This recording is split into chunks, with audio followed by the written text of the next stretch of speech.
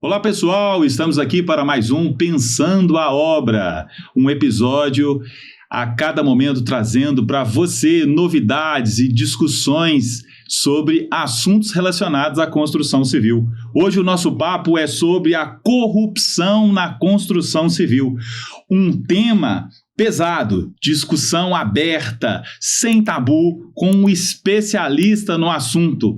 E para discutir um pouquinho sobre isso que pode ser o pesadelo de muitas pessoas, recebemos aqui Alfredo Rodrigues. Boa tarde, Alfredo. Preparado para essa conversa? Boa tarde a todos. Obrigado pela oportunidade mais uma vez. Preparado. Isso aí é um assunto corrente, presente, que está sempre se modificando, mas é do nosso dia a dia. Legal. Vamos lá então para a nossa primeira dúvida, pergunta nesse dia. Quando você pensa na corrupção na construção civil, qual o caso, situação, sentimento que vem à sua mente? Nós atuamos no mercado de obras privadas. Já atuamos também em obras públicas, mas a nossa atuação principal é no mercado de obras privadas, né? Então, fala-se muito em corrupção nas obras públicas, mas também existe a corrupção nas obras privadas. E corrupção não acontece só em grandes obras, acontecem também em pequenas obras. Então, é uma coisa que dá uma angústia, né? Porque você tem que estar preparando a equipe para possíveis atos e desvios que são comuns. E então é sempre uma coisa incomodando a gente, mas que você tem que estar sempre trabalhando para combater, que é uma parte do nosso trabalho. E tem algum episódio marcante que mudou sua forma de enxergar o setor? Alguém, você presenciou, ouviu, ou na mídia que você possa destacar para a gente? Olha, a gente já passou por muitas... O brasileiro é muito criativo, pro bem e pro mal, né? Então as formas de levar vantagem numa obra, num processo de compra, são inúmeras.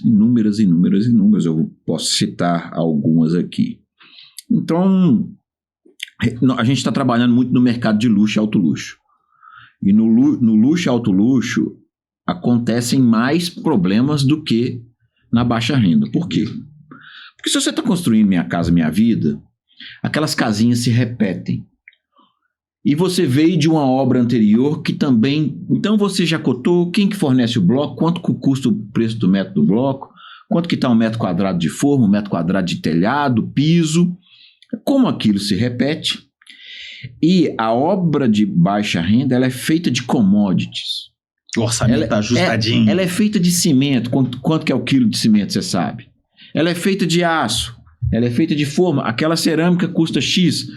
Se você tiver em dúvida, você vai no Google e pergunta. Então, nesses ambientes, sobra menos espaço para os atos de corrupção. Na obra de luxo, como você tem itens muito caros, itens específicos. Inovação, né? Então, acontece mais, né? Você tem, por exemplo, especificação direcionada. Você vai orçar uma mesa específica, uma bancada, mas que ela tem lá cor tal, código tal, ela tem uma especificação direcionada. Quando você vai ver, o preço é absurdo de caro. É porque em obras... Aí vamos voltar aqui para obras públicas. Você vai especificar um item, você escreve porcelanato do tipo tal, com a resistência tal ou similar. Você pode citar uma especificação e escrever ou similar, para que você busque algo similar. Mas no alto luxo não tem o similar, né? Então você vai lá, se depara com um forro de bambu tratado do Vietnã. Quanto que custa? 1.890 metros quadrados. Aí você vai ver quem fornece. Aí só tem um cara que fornece. Aí você não tem outro similar? Não. Igual aquele, é só aquele. Então aí você tem um direcionamento que pode estar influenciado com uma comissão muito elevada de quem escreveu e determinou aquele acabamento, né? Então, a gente tem trombado muito com isso, que é a especificação. Fica perigoso. Direcionado, né? Medição acima do real, que é quando alguém na obra libera uma medição de serviços de um determinado item em uma quantidade acima da real, né? Então você está lá fazendo uma obra que tem um grande urbanismo, que tem áreas enormes. Isso acontece muito quando você tem muitas áreas, né? Você vai fazer ruas, passeios, grandes gramados, e alguém vai lá e fala, ficou pronto 1.240 metros quadrados desse item. Só que, na verdade, foram feitos 400. Então, se ninguém conferiu a metragem que foi medida, você paga mais. Ah, mas existe o limite. Vamos supor que seja uma construtora organizada, que ela tem um limite. Ela orçou 8.000 metros daquele piso, daquele serviço. E você vai medindo. Só que o corruptor, ele sabe que vai estourar lá na frente, mas ele deixa estourar, tira o proveito daquilo e sai. E vai embora, antes da bomba estourar e cair na mão do responsável. Só que aí o cara já foi embora, já pediu demissão, já sabia que ia ser mandado embora. Mas isso é toda hora, cara. Isso aí. Mesmo sabendo que aquilo aí vai ser executado num tempo X, num prazo, pela quantidade de mão de obra, ainda assim consegue. O brasileiro consegue fazer isso. Consegue. A gente está vendo muito isso. Você está tendo uma rotatividade muito grande de profissionais nessa parte de medição, de controle, que o cara fica, quando ele fica muito, ele fica 1 ano. E uma obra dura 2 anos, 3 anos. Então, se ele quiser fazer a maldade durante 7 meses, ele sabe que ele sai no 8º, no 8º ele sai, ninguém percebeu aquilo ainda, ele vai para outra obra. E se bobear, vai fazer isso lá na outra. Então, se a empresa não tem controle, orçamento, medições finitas de trecho por trecho, que é, não vou te pagar para pintar esta sala por metro quadrado. Antes do projeto, do contrato ser feito, eu falo, essa sala tem tantos metros quadrados, eu vou te pagar por unidade pronta e não por metro. Não vou sair esticando trena na obra, né? Então, mas muita gente ainda estica a trena na obra e isso dá margem para manipulação de dados. Então você tem, eu chamo de medição forçada, medição a mais, muito comum. Muito comum em contratos de terraplenagem, que você tem que contar volume de caminhão que está saindo. O caminhão está saindo cheio ou não? Hora parada de equipamento, cara. Você vai lá, faz um contrato. O que mais acontece na obra são interrupções. Aí você paga uma medição a mais de hora parada de equipamento. Então, isso sempre comum. E não é fácil gerir. Não é fácil. Algum caso interessante que foi quando eu estava começando, era a compra de um portão para um prédio de luxo. Um portão desses automáticos para abrir a garagem do prédio, mas um prédio de luxo, um portão muito bem feito. E a especificação do portão tinha um projetinho do portão. O que o cara que cotava esse portão fazia? Ele ligava para a serralheria tal, eu preciso desse portão em metalon chapa 14 e tal, tá aí o projeto, me manda a proposta. Vai no outro, eu preciso desse portão em metalon chapa 14. E no terceiro ele fala, eu preciso desse portão em metalon chapa 18. E engraçado que poucos engenheiros sabem o que é uma chapa 14 e o que é uma chapa 18. E o mais curioso é que a chapa 14 é muito mais grossa que a 18. Então, não sei porquê. Isso é coisa lá da engenharia mecânica. A chapa 14 é bem mais pesada que a 18. Só que o cara avisava chapa 14, chapa 14, chapa 18. Quando vem as 3 cotações... Detalhe na cotação. É um detalhe do detalhe. Pode Você tem parecer que ler, um erro de digitação. Ou não escreveu. E mais, o leitor que é leigo, que está lendo... Não, esse cara aqui colocou em chapa 18, que é um número maior que o 14, e ainda está mais barato.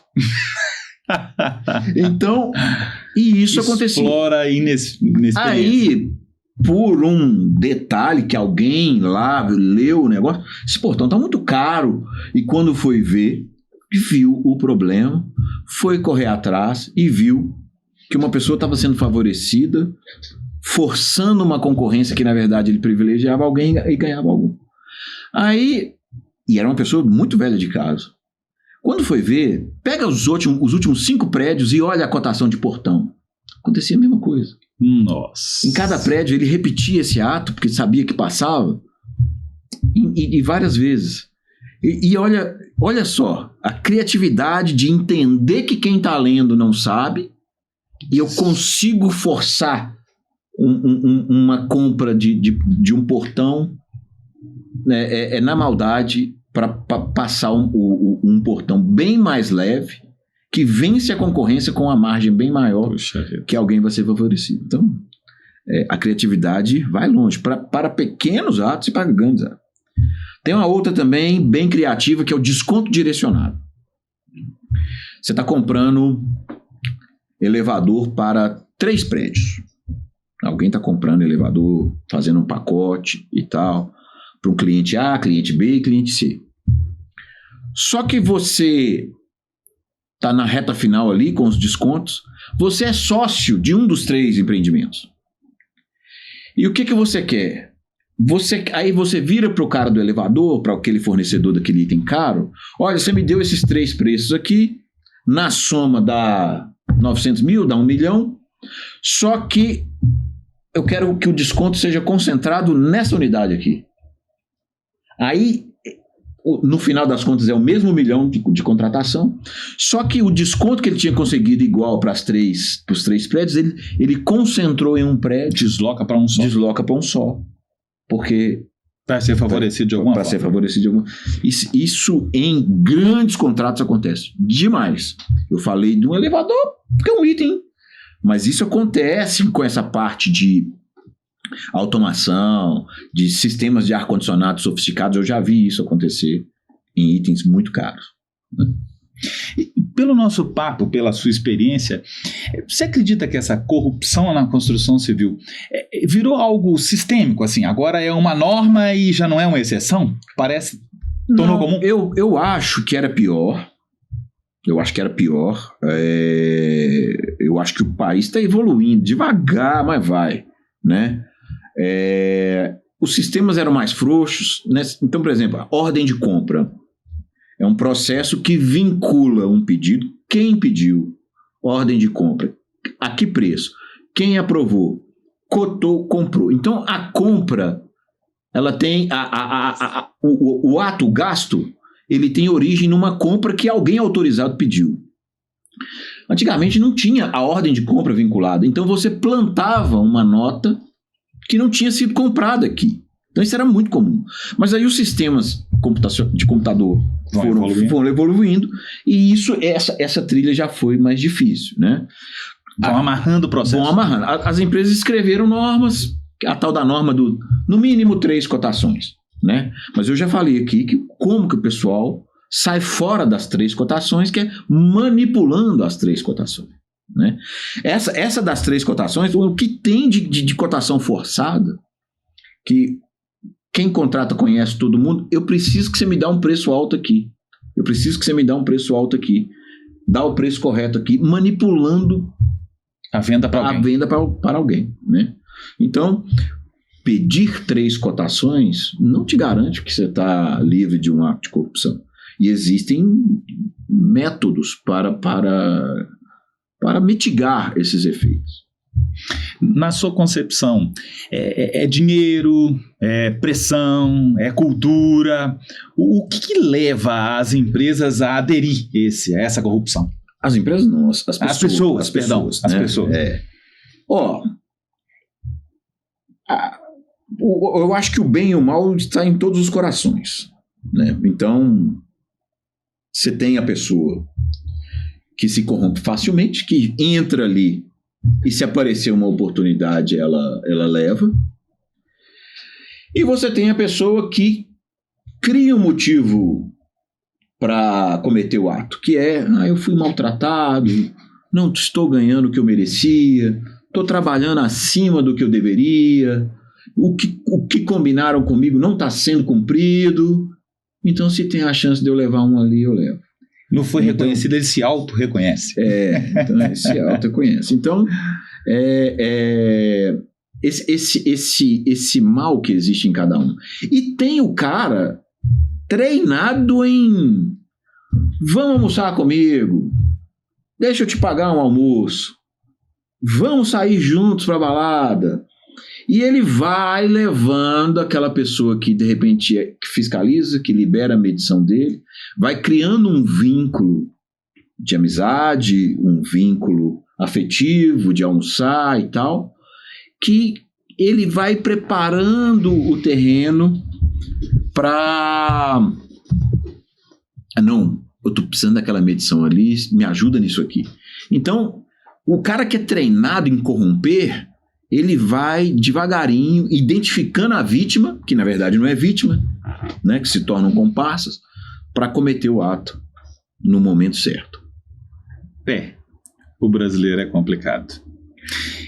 Esse famoso jeitinho brasileiro que a gente ouve tanto falar de todas as áreas, né? É o jeitinho brasileiro até no futebol, mas enfim, falando ainda de construção e da corrupção na construção. Esse jeitinho brasileiro facilita essas situações? Facilita. Essa coisa de sempre existe um jeito, né, para se resolver aquilo que está preso, né? Aí, indo agora um pouco para a parte pública, para a parte... uma obra recente que a gente tinha um problema para ligar a energia para fazer a obra. E na concessionária de energia tinha um débito vinculado àquele imóvel, um débito muito alto, de uma empresa que já tinha quebrado. Aí, precisamos de energia para essa obra. Não, só se você pagar o débito. Né? Tinha uma exigência que você tinha que pagar o débito antigo do imóvel para você ter energia no imóvel. Né? Isso aconteceu muito. E aí você não conseguia aquilo pelas vias normais. E a obra para começar. Né? E aí aparece, eu conheço um que conhece o outro, que libera esse negócio lá dentro. Então, muitas vezes a burocracia, né, vira o combustível, a gasolina para pôr fogo da corrupção. Que é, o construtor se vê numa situação que não consegue sair, prazo, custo, e ele vai lá. Em processos de habite, entrega final de obra para obter o habite. Em muitas cidades, a lei que regulamenta a fiscalização, você aprovou seu projeto na prefeitura, com aquelas medidas, com aquelas qualidades, com aquele corrimão, com aquela entrada de garagem, existem as normas ali. Se aprovou, está aprovado. Se você executou igual o projeto, teoricamente, tudo ok. Mas não. A lei, muitas vezes, escreve o seguinte: durante a vistoria, o fiscal pode solicitar alterações, adequações necessárias que não estejam no projeto.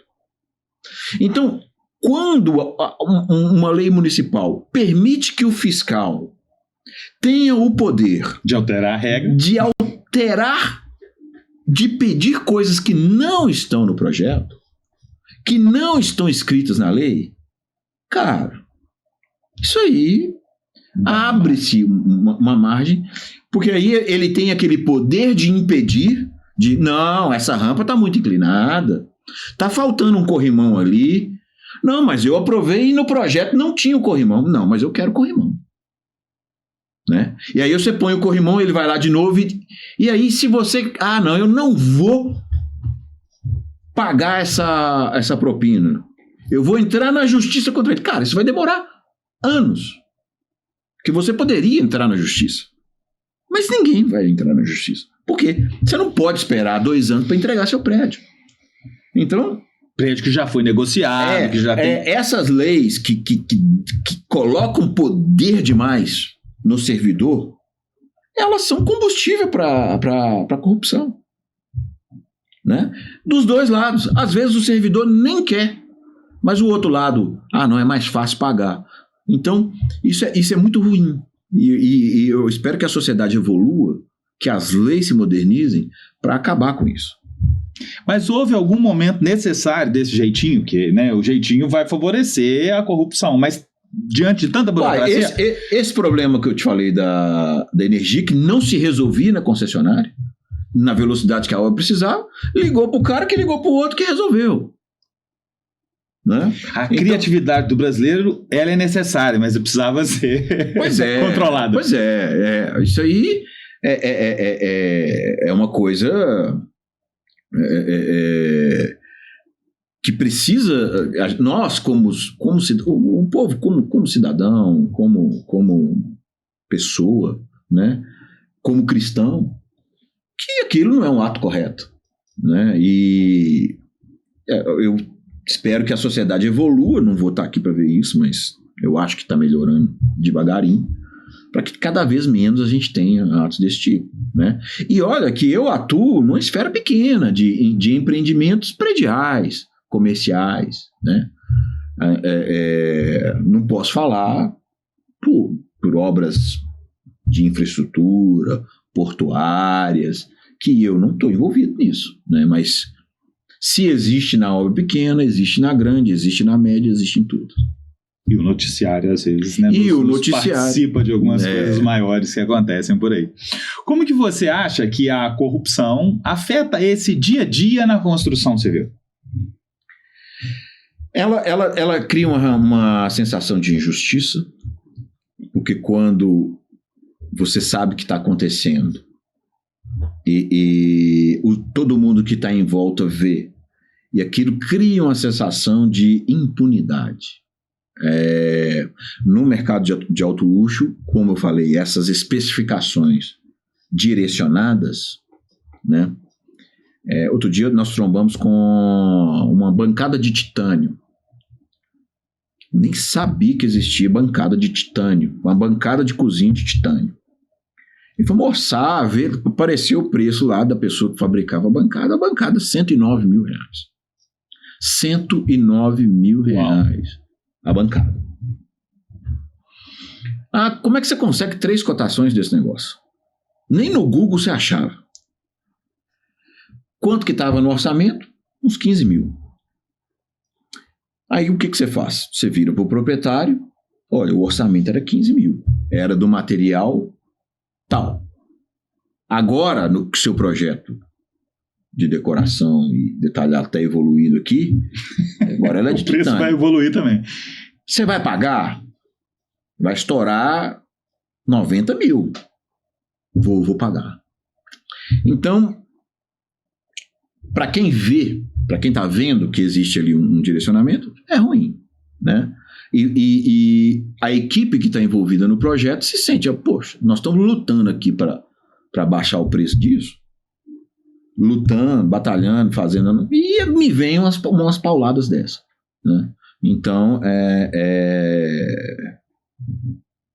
deixa um pouco frustrada a equipe. Eu fico sentido, às vezes, com isso, porque você está ali lutando pelo preço, né? A nossa luta é pelo preço. Para manter, né? O orçamento, para chegar. Aí, quando a gente toma essas cacetadas, mas a gente abaixa a cabeça, levanta, vamos em frente. Esse é o nosso trabalho, vamos seguir em frente.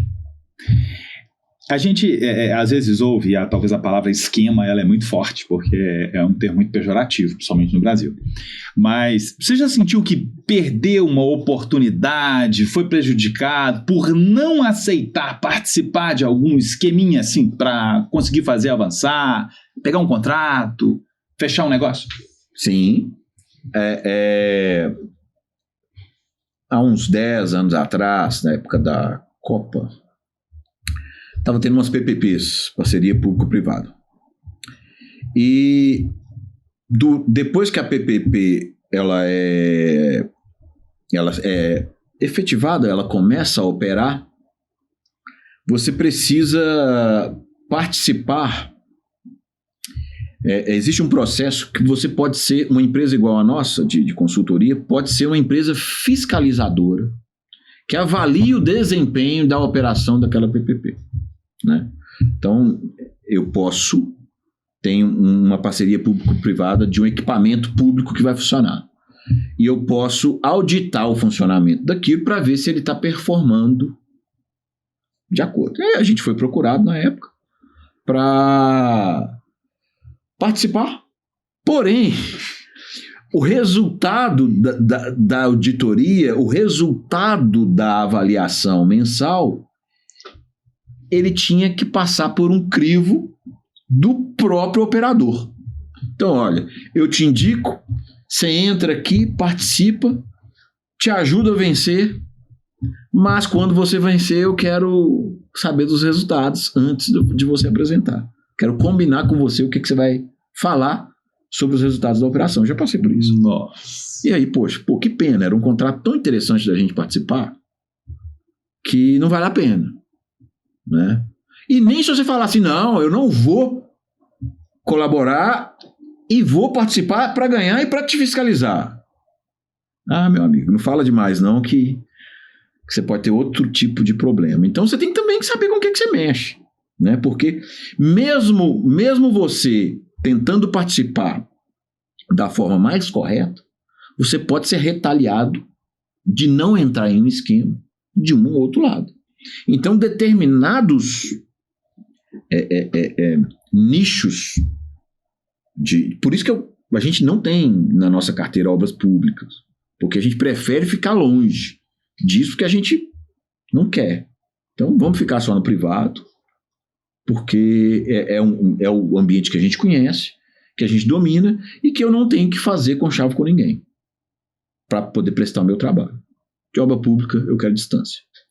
Mas aqui não é o caso de uma denúncia, é um caso de um papo. Outros setores da sociedade também participam dessa situação. Não deve ser uma exclusividade só da construção civil. Ter que pagar para prestar algum serviço. Como é que você entra no mercado de alimentação prisional? Alimentação para preso. Você não chega lá, eu quero dar minha proposta. Não é assim, não. Né? Tem um jeitinho brasileiro. Como é que entra nesse jogo aí, merenda escolar? Você está achando que você bate na porta e apresenta a sua proposta? Não, existe um jogo, né? Então, é um jogo que eu quero passar longe dele. Não quero trabalhar perto disso de forma alguma. Apesar de tudo isso, é sabido que nós vivemos de fases, inclusive que o Brasil vive de fases financeiras, às vezes bem, às vezes mal. Mas já teve algum momento em que você ficou dividido entre o certo e o frágil? De forma alguma. De forma alguma. Já passamos aperto aí. Em outros episódios aqui a gente falou, né? Sim. Caímos de 110 funcionários para 16, mas a gente não entra em nada. De forma alguma. Nessas horas parece tão sedutor, mas princípios e valores vão falar mais alto. Parece muito sedutor, mas é melhor fechar a portinha do que isso aí. E o que você acha que realmente pode fazer a diferença nesse cenário? A capacitação do profissional de controle, que é como controlar, né? Projeto. Projeto mal feito é combustível para corrupção? Sim. Quando um projeto está mal feito, existem muitas dúvidas, itens que não foram definidos, especificações bem feitas. Então, quando o projeto tem margem para interpretações diferentes, ou exige decisão de última hora, combustível para corrupção. Tudo que é comprado com pressa é mal comprado. E como que compra com antecedência? Projeto, planejamento, cronograma. Então, se a gente tiver aí, agora tem os sistemas BIM, que é um sistema que integra a obra toda em 3D para resolver os problemas de compatibilidade. Resolvendo os problemas de compatibilidade, eu antecipo os problemas, resolvo os problemas e compro minha obra melhor. Quando eu compro minha obra melhor, a chance de corrupção é menor. Quando eu preciso furar aquela viga, passar um tubo especial, fazer um reforço metálico, chamar um cara que entende disso, um consultor para avaliar. Quando eu estou resolvendo um pepino com urgência para resolver, que tem mais um fornecedor, mais um consultor, mais uma compra com pressa, mais um serviço específico que mais ninguém faz, ali existe margem para perda, né? Então, projeto evoluído tem menos corrupção, você tem menos problema de aquisição, né? Então esse é um ponto que eu acho que está evoluindo, está melhorando e vai melhorar. E a capacitação das empresas. Não comece uma obra sem orçamento, sem quantitativos detalhados. Quanto que você vai gastar de porcelanato no banheiro da suíte master? Essa resposta tem que estar no nascedouro da obra. Não, a suíte master tem 9,5 metros de porcelanato, que com perda vai dar tanto e tal. Quando o cara calcula, na hora que o engenheiro vai contratar um empreiteiro, não, eu tenho 9 metros de porcelanato nesse banheiro aqui. Aquilo já está definido. Agora, quando você não tem orçamento, não fez um quantitativo prévio, vai comprando à medida que seu projeto vai chegando. Vai apagando incêndio. Vai apagando incêndio, decidindo à medida que as coisas... Cara, aí é um prato cheio para você perder dinheiro, né? Então, evoluir em projeto, evoluir em orçamento, evoluir em planejamento. E nessa fase de vida, de experiência, você já viu as empresas tendo a oportunidade de viver isso e já viu esperança de que isso pode melhorar? Que essa corrupção, pela experiência das empresas, pelo que já viveram, você tem uma esperança de que isso vai mudar? Nas empresas que repetem produto, que elas constroem um produto, depois elas um outro produto parecido, por exemplo, empresas de Minha Casa Minha Vida, elas estão menos vulneráveis, não estão blindadas. Não estão blindadas de jeito nenhum. Mas como o produto dela se repete, ela tem história e ela vai aprendendo a cada processo e evoluindo o produto. A empresa de prédio de luxo, que faz um prédio de luxo, depois faz outro prédio de luxo e vai evoluindo aquilo. Agora, empresas que fazem um prédio, depois faz outro totalmente diferente, depois faz um centro comercial totalmente... Toda vez ela muda o produto, ela não tem uma curva de aprendizado igual as outras que repetem o produto têm, né? Então, a empresa que tenta repetir o processo e ir evoluindo o processo dela, como que eu compro melhor, como que eu contrato, como que eu faço minha medição, minha retenção. Então, a empresa que busca essa curva de aprendizado, ela melhora. E é o que está acontecendo. Essa integridade que muitas das vezes tem faltado, na sua opinião, está faltando valorizar as pessoas que são íntegras, os setores que são íntegros? O problema é descobrir quem é íntegro e quem não é. Não tem uma forma. Então você não tem uma forma de medir quem é e quem não é. E ser íntegro é obrigação. Você não tem que ser premiado por ser íntegro. Sim. Né? Faz parte, deveria fazer parte. Uai, vem no pacote. Ser íntegro é quesito fundamental de um cidadão, de um profissional. Então, eu acho que eu sou contra premiar quem eu acho que é honesto. Não. Você vai premiar ele por produtividade, por... É uma visão legal. Por outras coisas, né? Por tempo de casa, pelo companheirismo ali, pela capacidade técnica. Mas ser honesto é obrigação. Tem algum conselho que você poderia dar para quem está começando agora, está aprendendo sobre escolhas difíceis, sobre ética? Tem algum conselho? Meu amigo, minha amiga que está começando aí na construção civil, não caia nesse papo da comissão, da vantagem, né? Se você é engenheira e trabalha com produção, com controle, com qualidade, você não deve ganhar comissão de ninguém, nem por indicação, nem por nada. Se um fornecedor te oferece comissão, fala para o fornecedor dar esse desconto para o cliente. Não aceite nem café, nem uma coxinha. Não aceite. Você vai criar um vínculo que você pode achar que você está ganhando alguma coisa no começo, mas você só vai perder com isso. Esse é o conselho que eu dou para o jovem, para a jovem que está começando no mercado da construção civil. O que você acha que cada um de nós pode fazer no dia a dia para combater essa corrupção? Olha, o que a gente está fazendo aqui já é falar do assunto, né? Falar das formas mais comuns que existem, como evitá-las. Então, ter instrumentos na empresa para controlar isso, né? Claro que não tem como a gente falar disso aqui, quais são os instrumentos, mas existem, né?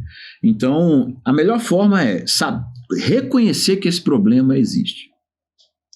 Não ser arrogante de achar que na sua obra não, na minha obra jamais. Acontece em tudo quanto é lugar, né? Então a gente tem que reconhecer, ser humilde e saber. Trabalho com controle e sei que ainda existem formas sofisticadas que conseguem enganar até quem é muito experiente nisso. Então, isso não é brincadeira, isso existe, não é só em obra pública, em obra privada também acontece, não é só em obra grande, em obra pequena também acontece, e a gente tem que saber disso, combater isso, falar disso e trabalhar na maior integridade possível. É complicado, um assunto polêmico e a gente precisa levar ele a sério. Alfredo, suas considerações finais, estamos chegando aqui ao nosso final do podcast de hoje. Meu amigo, você que constrói ou que pretende construir, faça um bom projeto, detalhe o seu projeto, faça um orçamento executivo, não comece a sua obra sem saber a quantidade de cada coisa que você vai gastar e onde você vai gastar, né? Quanto custa a sua sala, quanto custa o quarto, quanto custa a sua garagem, de onde vieram aquelas quantidades, qual o preço de cada item. Só começa a sua obra com isso na mão. Com isso na mão, já é uma ferramenta para você controlar seu custo, avaliar o comportamento de quem está comprando, de quem está fazendo, de como está fazendo. Então, são atitudes muito simples que já fecham várias janelas de oportunidade para você perder dinheiro na sua obra. É isso aí, amigos. Estamos chegando ao final e, como vocês podem ver, a corrupção não é um privilégio da construção civil. De fato, ela está aí em outros setores da sociedade. É importante que nós estejamos atentos. A construção civil talvez é mais vulnerável pelo ambiente de grandes negócios públicos, privados, a proximidade com autoridades, mas é um problema enraizado em muitos setores. Prevenção, controle e eu acredito que educação vai fazer essa transformação, começando lá na nossa família, para que a gente possa erguer um muro frente à corrupção e no futuro colher grandes frutos. Um abraço a todos, fiquem com Deus e até o próximo Pensando a Obra.